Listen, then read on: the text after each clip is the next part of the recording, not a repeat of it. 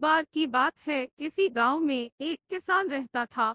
वह किसान बहुत ही मेहनती था। वह रोज अपने खेत में बहुत ही मेहनत करता था, लेकिन उस किसान के खेत में एक नुकीला बड़ा सा पत्थर था, जिस पत्थर की वजह से किसान को इसकी वजह से कई बार चोट लग जाया करता था। कई बार उसके औजार भी खराब हो जाया करते थे। वह किसान सोचता था कि ये एक चट्टान है और इसे निकाल पाना संभव नहीं है। इसी तरह बहुत समय तक किसान उस पत्थर से बचकर काम करने की कोशिश करता रहा, लेकिन जब भी वह थोड़ा सा लापरवाही करता, तो किसान को नुकसान हो जाता था। कुछ समय बाद एक दिन किसान फिर से उस खेत में काम कर रहा था।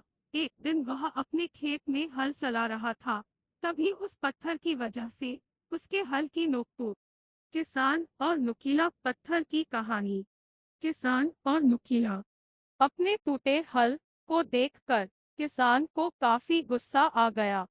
उसने सोचा कि आज चाहे जो भी हो जाए, इस चट्टान को निकाल कर ही रहूंगा। फिर उस पत्थर को अपने खेत से निकालने के लिए किसान ने गांव से अपने कई मित्रों को बुला लिया। सभी लोग उस किसान के साथ मिलकर एक साथ चट्टान को निकालने के लिए तैयार हो गए।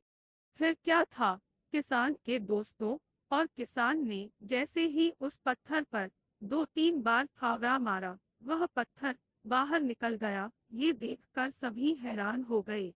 इसे देखकर किसान के मित्रों ने किसान से कहा कि तुम तो कह रहे थे कि यह बड़ी चट्टान है, लेकिन ये तो छोटा सा पत्थर है। किसान भी सोच रहा था कि इस छोटे से पत्थर की वजह से कितनी परेशानियों का सामना कर रहा था। झूठ में ही इसे बहुत बड़ा पत्थर मानकर खुद को रोके रहा।